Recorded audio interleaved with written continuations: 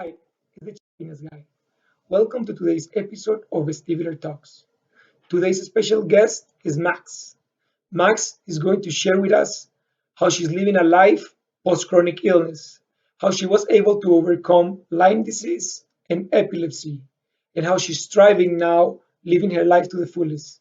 Remember to like, share, and subscribe. Enjoy the episode, guys. Find your chaplains.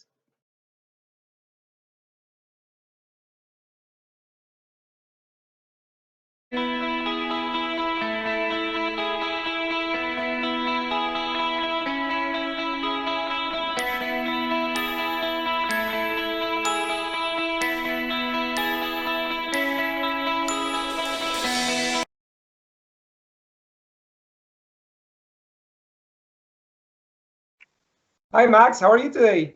Hi, Johan. I'm great, doing well. Thanks for having me. It's a pleasure. Thank you for being part of this episode of Vestibular Talks. It means a lot to me and to the many other people that watch the episodes because raising awareness about these conditions is it's quite important for all of us. Yeah, absolutely. Do you mind telling us a little bit about who you are and how your journey began?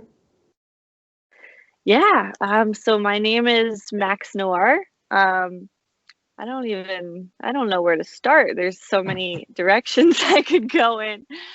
I grew up in Pennsylvania in the United States. I'm currently there. I work in virtual reality. So I'm the head of US operations for a VR company that's based in Eastern China. Wow. So that's how I spend a lot of my time when I'm feeling good. Yeah, my journey with Lyme disease is actually a little bit of a mystery. As some of maybe you or some of the people watching may know, a lot of people don't know exactly when they get diagnosed with Lyme disease. Mhm. So I would say that my journey puts me at about 10th grade in high school, is where I think it starts. Okay.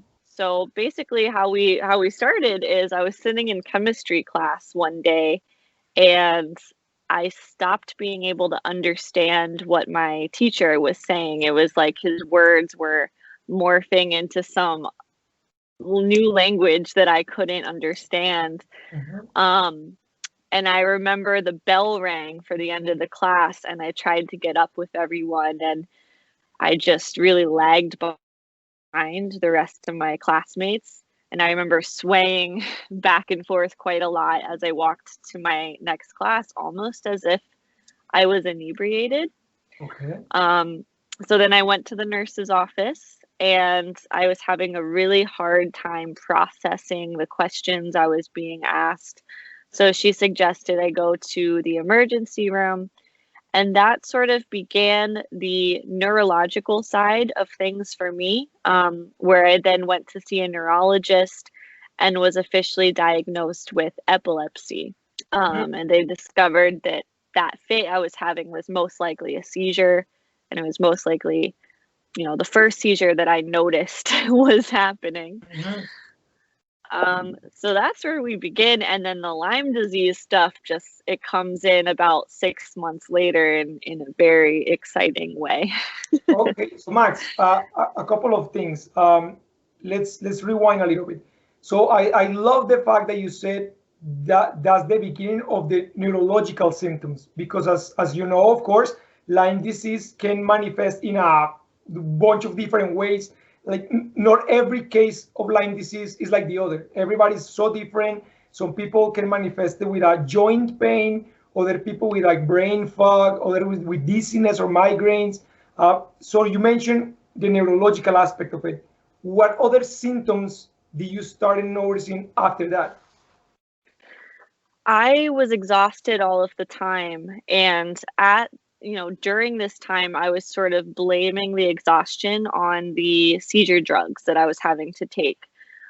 So there was a lot of things going on, and it was very confusing at the time, what's being caused by the new drugs, what's being caused by having seizures and being tired, and then what's being caused by whatever else is going on in the sidelines. Um, but I was very, very, very tired. I was sleeping usually around 18 hours per day. Wow. Notice I say per day and not per night, because that leaves you with about 6 hours left to participate in life. So with that, keeping up with my schoolwork was nearly impossible. So exhaustion. I suddenly couldn't read anymore. And I was always a straight A student. I never had to study for a single test because I would just retain all of the information that was given to me, take the test, ace it, no big deal. And suddenly overnight, I can't read. Every sentence, it's like I have to go over it 45 times and I still don't retain the information. So concentration and retention, those were probably the most difficult symptoms for me at the time, given that I was in high school trying to pass classes. So that's what stands out at that time. Max, a lot of people that suffer from Lyme disease have very similar symptoms to people that suffer from vestibular migraines. The symptoms are very, very alike. I know that for some people, like you mentioned, in my case as well, at the beginning of this journey, it was almost impossible to make sense of what I was reading because it looked like the letters in the book were kind of like floating apart from each other, or I would read it and it's almost like my brain couldn't comprehend. So I would read it again and it couldn't understand it. So I would get frustrated because I'm like, why can I not make sense of this? Another aspect that affected me was watching TV. Any movement, like rapid movement from TV, it's been 2 years for me and I can watch TV still. So I'm very curious in your line of work with VR. How is that? Like, does that affect you at all? Is it pretty intense, or you got used to it? How is it? Yeah, that's a great question. Luckily for me, I was still able to watch things, and that actually became really my number one method for gaining new information. I watch a lot of documentaries and informational content. So luckily, I still have that. And with VR, technically, I'm photosensitive epileptic. So that means that flashing lights and visual stimulants can cause a seizure. But thankfully, over the last few years, I can attribute this to a lot of things that the doctors might not, but due to the fact that I've gotten my Lyme disease under control and I'm also taking my anti-seizure medications, I haven't had a seizure for a very, very, very long time. Right. And I can go to a concert or places where there's a lot of strobe lights and things like this and typically be okay. So that plays into VR, and luckily it doesn't affect me in a negative way. Okay, no, that's great. Max, many people in North America, States, and Canada included, many doctors, I should say, don't really believe in Lyme disease. They either don't believe in it or they underestimate it. They say it's not that bad. It's just an infection and it goes out of your system. That's what they seem to believe. The testing that they do in the States and in Canada is also not reliable. It can give a lot of false positives that people might show up with Lyme and in reality they don't have it, or they show up as they don't have Lyme when they actually do have it. So right. How was the process for you to find out that you had it? Okay, so I was actually lucky in the process of which I was diagnosed, and some people might say that I'm crazy for saying this. The way that I was diagnosed was I was actually at a sleepover at a friend's house, and we were watching movies one night, and we both noticed that one of my eyes was continuously tearing. It was just like crying, but only one. And we were laughing at it. This happened all night, and I woke up and it was still happening, and we just made a joke out of it.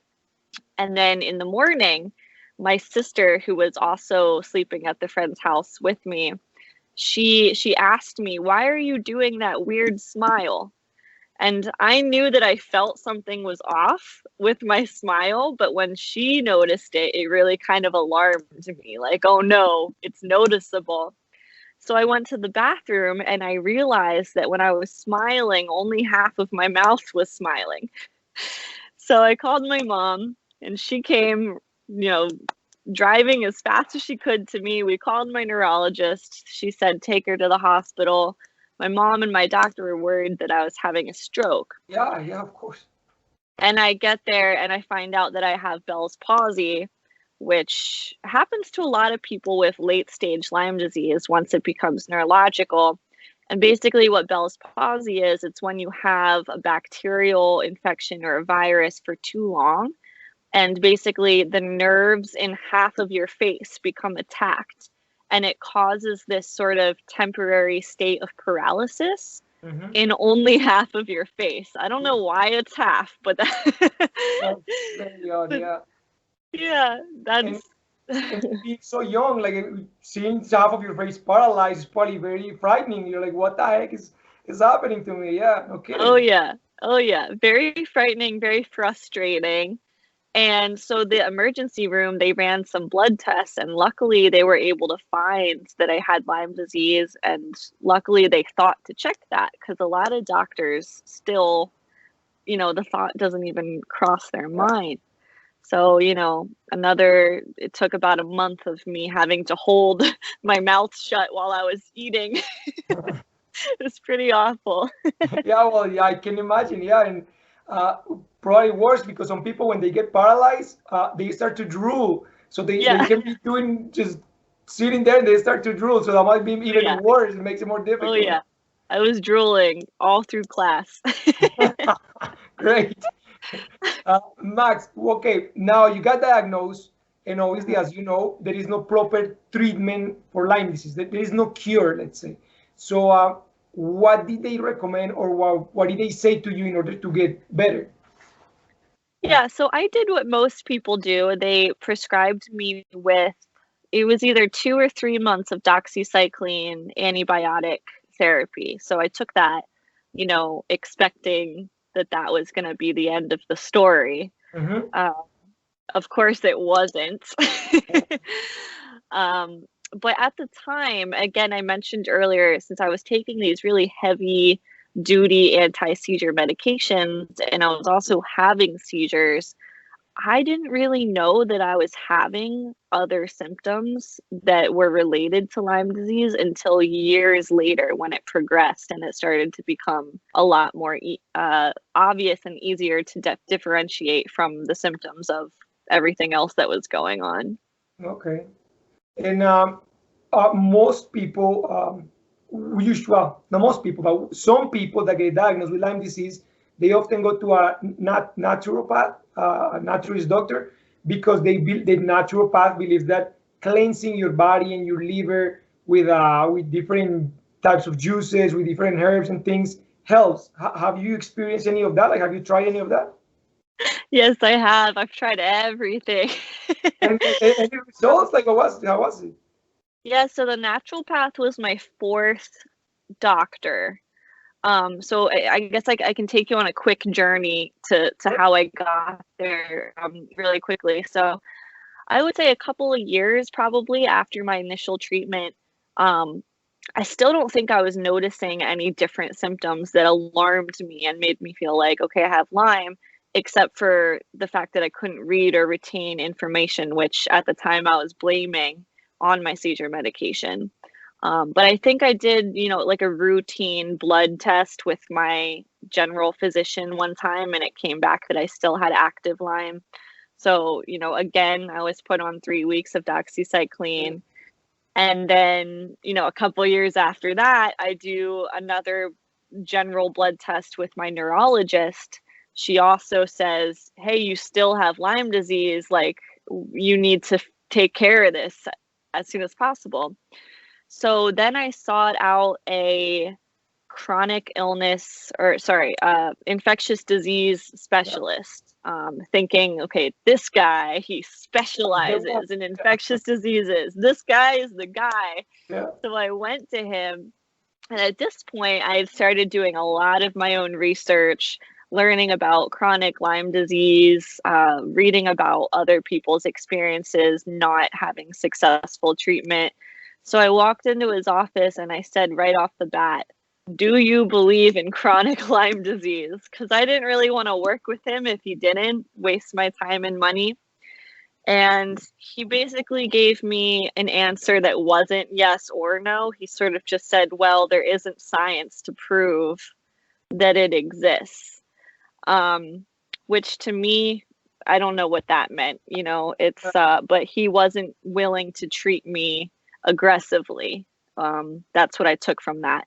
But I ended up working with him anyway, because I literally didn't know where else to turn to.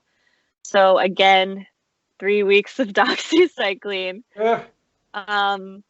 Yeah. And then I think a couple years later, I sort of gave up completely on trying to find a new doctor because I just had no more leads. I didn't know where to go.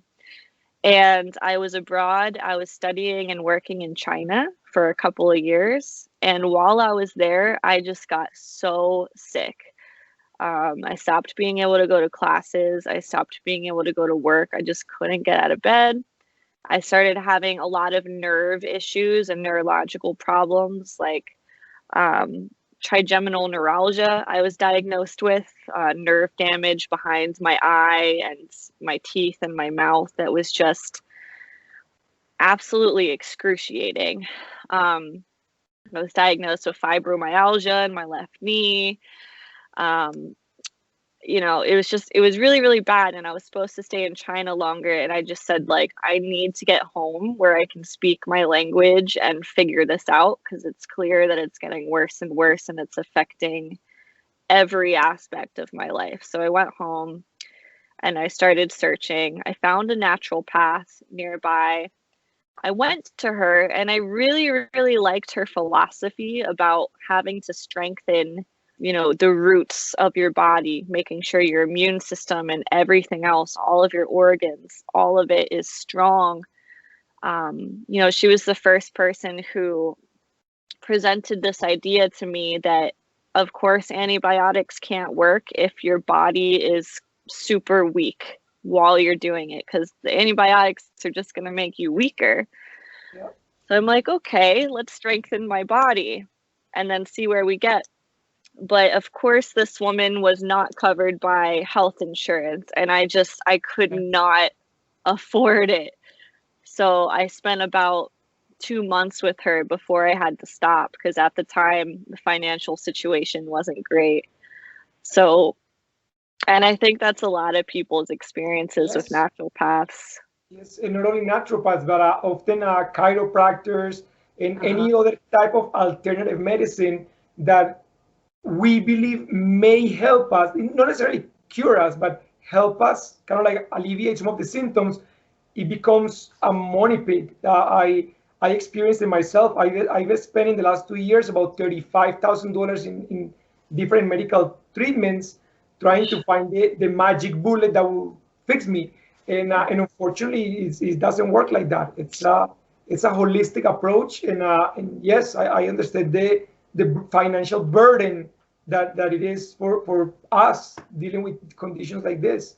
Now, this is a question outside of the topic.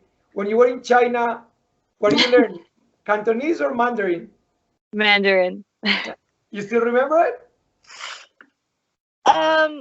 I learned survival Mandarin, so I can introduce myself, ask for help. I can order food and make sure I get home.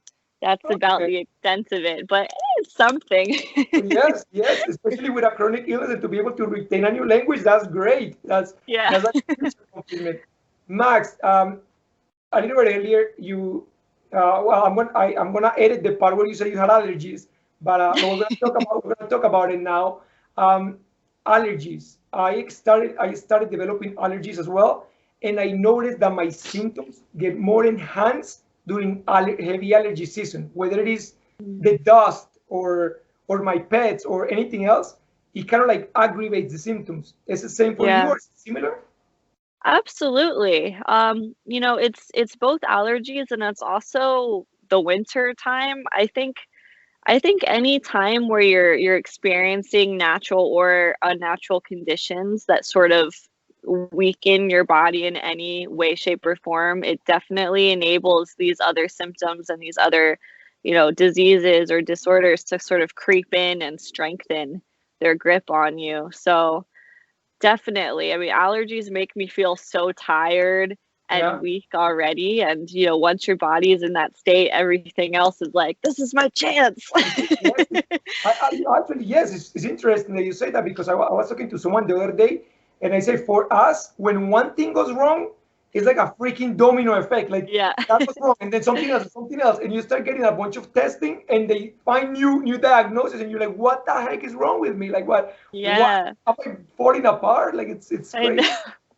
Uh, Max, so I don't know if you're aware, but I posted a copy of an article in my Instagram about a month and a half ago that they are promoting a new vaccine to prevent Lyme disease, not to cure it for the people that already have it, but kind of to prevent it in case that you get bit by the tick, you don't get Lyme disease as strong. How do you feel about that? Do you feel that that even has some back into it? Do you feel excited about it, or is like, eh? Honestly, I'm excited about anything, no matter how experiential or sorry, experimental it may be. Um, I mean, we don't we don't have anything other than bug spray and helping our friends and family to, you know, check our bodies when we come in. I never found a tick. I have no idea when I was bit. I never had a rash, none of that. Um, so, you know, I would say like test away. I actually signed up for one of those studies. I was Oh, like, you know, if I don't even know whether or not I'm eligible, I'm waiting to hear back, but I'm like, if I can lend myself to potentially help the scientists, like yeah. get rid of Lyme disease, like take me away, you know? Yeah, and the more and more Lyme disease is getting more and more in the spotlight, especially because do you know who Justin Bieber is? I think so, right? Of course. Justin Uh, Bieber, the Hadid family. so yes, so they a lot of celebrities have been kind of like talking about openly about how they got diagnosed with Lyme disease. So I think this is an opportunity to raise awareness, and with Mhm. awareness comes funding and testing to try and find treatments. So I think I Definitely. think the future may look hopeful at the very least that hopefully they'll find something to help you guys out or help us all out. Now, Max, what does the future hold for Max? Well, so I'll start by saying I actually got quite lucky and I had the last 2 years of my life, I was supposedly clear of active Lyme disease. Okay. I can tell you about my fifth and very last doctor briefly that I found because when I got home from China and I was not doing well at all, I started going down, as you said, a domino effect of terrifying symptoms. I went to an eye specialist because I started losing my vision in one eye, along with just tremendous pain in my nerve again, same side.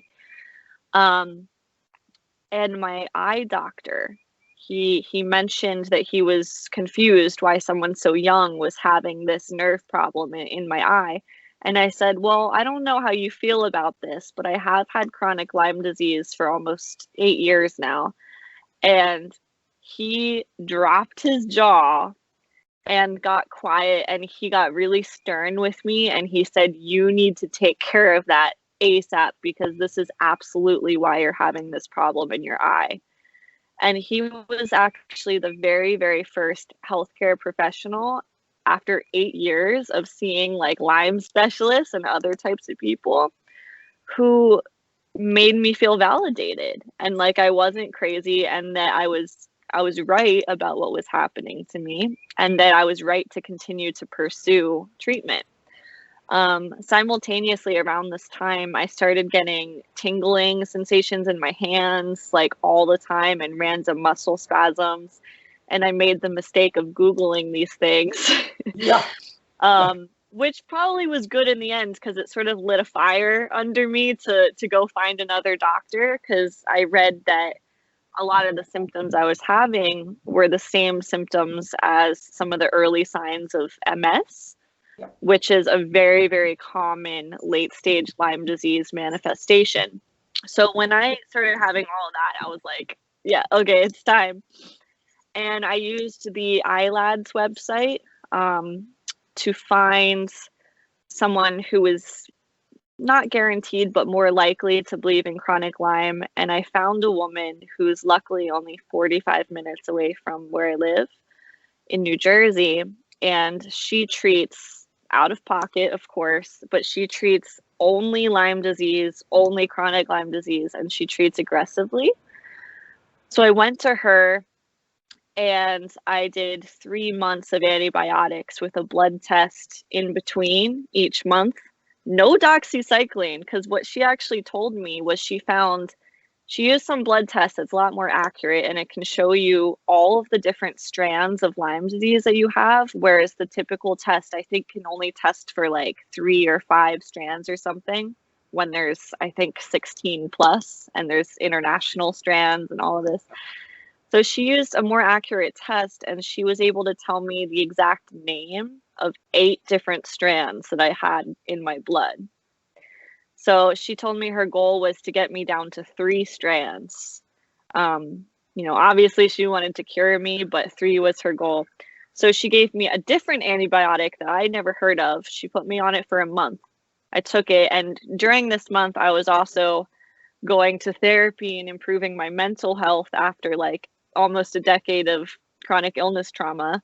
Mm-hmm. And I was also doing a lot of natural things like taking immune support supplements, doing simple exercises that are easier for chronic illness people to do.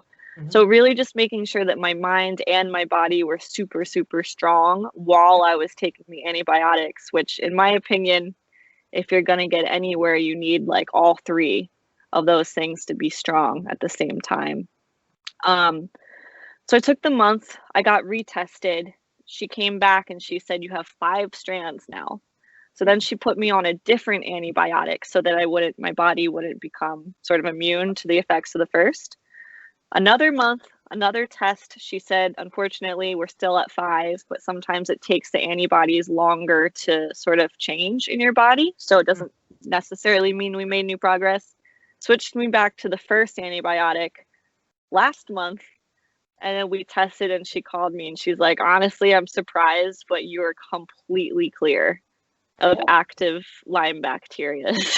And do you feel any different? Like, do you feel better or any? Totally. So I felt like awful for 6 months. I actually felt worse because she explained to me that once you start killing the bacteria, they basically die. And then you have like the shells of their bacteria just like sitting in your system. So I got worse before I got better. And for 6 months, I think, at this point it had been 9 years, and my body, I think, was just so weak and exhausted.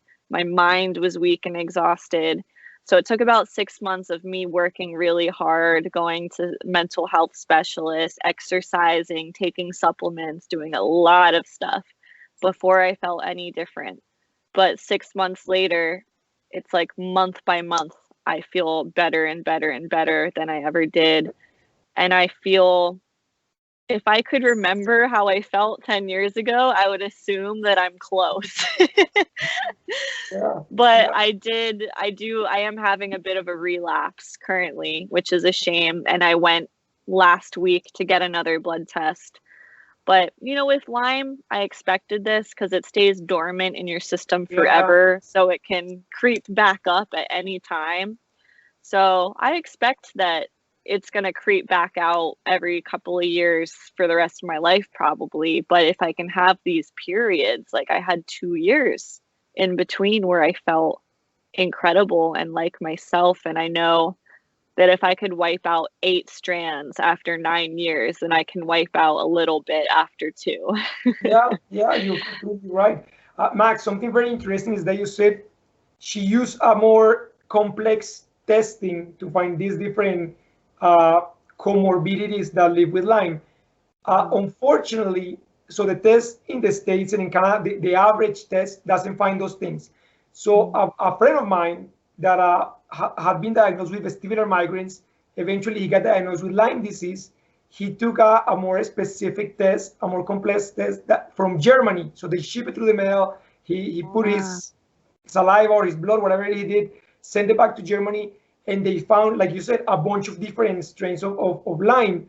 So Yeah. when he went to his family doctor here in Canada and said, look, I have all of this, the doctor didn't validate it. The doctor was like, no, I'm sorry, but that's not our Canadian test. That's from Germany, and we don't take it as it is something legit. So he's still fighting the system right now to try and get some help, because Wow. they are refusing to believe that this is actually a real actual condition. They are like, no, you're basically just making it up, type of thing. So it's Wow. quite frustrating for many people to not be able to trust the medical establishment and to find that hope that they're going to be treated and saved. So yeah, Right. that's something that I was going to say. Also, the other thing that I was going to say is, you mentioned supplements and the holistic approach of being strong in the mind, strong in the body. What about dietary wise? Like, is there anything that you had to eliminate or incorporate, or any specific diets? In terms of elimination, I've had a lot of gastric issues, which I think are related to Lyme. I have chronic gastritis now. Oh, So some of my triggers for that are coffee and caffeine, fried food and alcohol. So, I don't eat or drink much of that to begin with, but when I do, if I have those things in combination for a few days, even not in excess, then I might have an attack. So I try to avoid those things. In terms of things I've added, I have a vitamin D deficiency, so I take that, but I, don't take it unless you have a deficiency. I take turmeric capsules, which have been amazing. They help with my gastric issues. They help with, it's an anti-inflammatory. So if you have inflammation, which everybody with Lyme disease has, I highly recommend turmeric capsules. I don't think that I would say that they're probably good for anyone, but I'm not a doctor. I actually use it for cooking. When I'm cooking, I add Yeah. it to the food, and you can, I mean, you can taste it a little bit, but it's not bad. Yeah. Yeah, it's great for cooking. It's great for your diet. So anywhere you can add that in is wonderful. Um, and I think that's pretty much it for dietary. I mean, I try to eat a lot of salads, like a lot of greens. Overall, just like eating balanced and healthy, because I know that the second I start, eating too much junk food or takeout, that's gonna put you into a weakened state Okay. where everything else basically is given permission to come and hurt you. Yeah, no, you're right. And Max, I don't know, are you familiar with the medical medium? Yes. So he talks about Lyme disease among many other viruses, especially the Epstein-Barr virus, which is very similar to what you described earlier. That you said the virus is in our system. It goes to sleep, it goes into a dormant state, but then it wakes up because you might be too stressed, or you may have a bad flu or a bad cold, and then the virus is like, okay, time to attack. Or you might be toxic with mercury or other toxins in your body. So he specifies in his books, that sometimes when you're killing off the virus, the dead Yeah. viruses, your body starts to detox all of that out, and that you might feel worse for Exactly. many months, while your body's like detoxifying from all this uh, toxicity that it has due to the viruses dying off. So that's very interesting that you say that. But yes, I wanted to ask you: have you read up or heard about the medical medium? Yeah, I have heard of him. I think, and I watched something about him on Netflix in a silly show as well, and I was very, very curious. But I've never written, or sorry, read any of his articles or really watched him. But now you have me curious. Yeah, he talks quite in depth about a lot of chronic illnesses, and one of them being Lyme disease. So it might be something maybe worth looking at, just to see if you pick up something that maybe you haven't tried yet, or if something that Yeah. he recommends has worked already. Yeah. Max, one no two symptoms that we haven't discussed, and some people that I know that have Lyme disease talk about them. Number one is derealization. Is when they feel that they are like in a dream-like state, like in a movie, almost like having an out-of-body experience. Yeah. They feel like they are in automatic. Have you ever felt something like that? all the time. All the time. Yeah, it's totally like a disassociative state. Yes. It's very common. I get it when I'm awake and I get it when I'm kind of asleep. You know, I went through like a year or so where I had a lot of sleep paralysis, Mhm. where I would like, you know, I'd wake up and I just couldn't move my body for like, I don't know, 10 minutes or so, and it was very scary. And then yeah, it just happens. It used to happen sometimes when I was driving, which is obviously quite terrifying. Doesn't happen anymore, luckily, but you know, you sort of snap out of it and you're like, you don't really remember It's, driving, but you're doing it. It's like yes, muscle yes, memory. it's like you're in automatic, almost like you're zombified. Like you're just functioning, but you have no actual recollection of what is happening. Yeah, Well, yeah. And one other point I wanted to touch on is with the development of my epilepsy, my seizure disorder, my neurologist was never able to figure out why I had it. She was stumped. She was confused. They took MRIs. I had no damage in my brain that would have caused it suddenly. I don't have it in my family history. So my neurologist is just like, you're a mystery. Meanwhile, intuitively, and this is before my Lyme diagnosis, I'm feeling like something is wrong that's causing this to happen. mm-hmm. Now, once I was diagnosed with Lyme, it became clearer and clearer to me over the years. My Lyme disease is causing my seizures. I had both diagnoses in the same 6 months. My Bell's palsy that hospitalized me and my first seizure. And so far, I haven't had a doctor who's confirmed that that's likely. My last Lyme doctor said that seizures and epilepsies are a rare manifestation, but that doesn't mean that it's not possible. Yeah. Now, a few months after my Lyme disease said you're all clear, I went for a routine EEG Yeah. to measure my brain waves, and it came back 100% clear, no seizure activity. So I'm like, Yeah, like that. what a Obviously, there's a coincidence. connection there. Yeah, no kidding. Like, What a coincidence. So the reason why I sort of brought that up is, and I don't want to alarm anyone, but it is possible, in my opinion, that sometimes people are having these disassociated states, which was the most common type of seizure that I had. I never had a grand mal seizure where I was convulsing and I fell and I lost consciousness. All of my seizures were that I would just start staring and I would like lose some time, lose, you know, ability to know what was happening. All of my seizures were like that. So I do wonder if some people out there are having seizures but are unaware. yes, because we call it in the vestibular community depersonalization or dissociation. But you're right. It could be a type of seizure that we're not perceiving it as that, but we see it as something normal that just happens to us. So yeah, maybe it's worth checking with a brain exam or with an MRI or something like that. Yeah, no, it's for sure. The other symptom is dizziness. Have you ever experienced dizziness or vertigo, or is not one of your symptoms? It was, and I was told that that was connected to my seizures. So usually they would go hand in hand. It was like, we call it an absent seizure, where you just like, you know, you disappear essentially. And a lot of times going into that or coming out of that, I would have a lot of dizziness. So it's really hard again for me to say like what is causing Yeah. what, because you know, Lyme, epilepsy, are they connected? Who knows? And if not, which one is causing which symptoms Yeah. for me? It's really hard to tell. Yeah. Max, my last question is, as you know, this channel is called Find Your Chappiness, so find your happiness. How does Max find her chappiness? Lots of ways. I travel a lot. I travel all the time.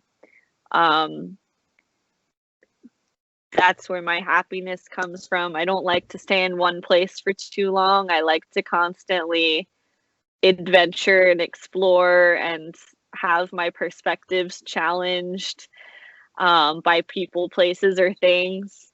And I like work. I like work a lot. I'm really lucky to say that I love my job. Nice. And I would also, I'm trying to find a way to connect my work with VR to the chronic illness community and make some immersive experiences that sort of help people with chronic illness to feel like their day-to-day lives are a little bit more manageable and a little bit more pleasant, and also help people who aren't chronically ill to better understand what it's like to live with chronic illness on a day-to-day basis. So, yeah, I like to explore and I like to make things that are positively impactful. Yeah, no, that's great. That's very good. And I think you might be onto something that is a way to incorporate your passion, what you do with raising awareness and helping others. That's great. And hey, if you ever want to visit Canada and bring your family along, welcome. All You have a right. place to stay. So yeah, as long as you don't mind dogs, because I have 4. So dogs are like a gift from above. I don't know. Agree. All right, Max. Well, it's been a pleasure talking to you, and I hope we can follow up in the near future to see how you keep improving. And thank you so much for being part of this episode. And yeah, I wish you the best. Yeah, likewise. Thanks so much for having me, Johan. And for anyone who's watching, if you live on the East Coast and you're struggling with Lyme disease, feel free to message me and I can, we can have a chat. Yes, I can share my doctor. I almost forgot. How can people find you? I always ask that, I forgot. How can people find you online, or do you have a specific email or anything? Yeah, I mean, I'm literally all over the place. I think it's pretty easy to find me if you just search Max Noir on Instagram, Twitter, LinkedIn, Facebook, Clubhouse. I'm all over the place, so feel free to reach out. Awesome. I will let them know to come and ask you any questions if anybody has questions. Awesome. Well, thank you, Max. Thanks again. Have a wonderful day. You too. Thanks so much, Johan. Bye. Bye-bye. Bye.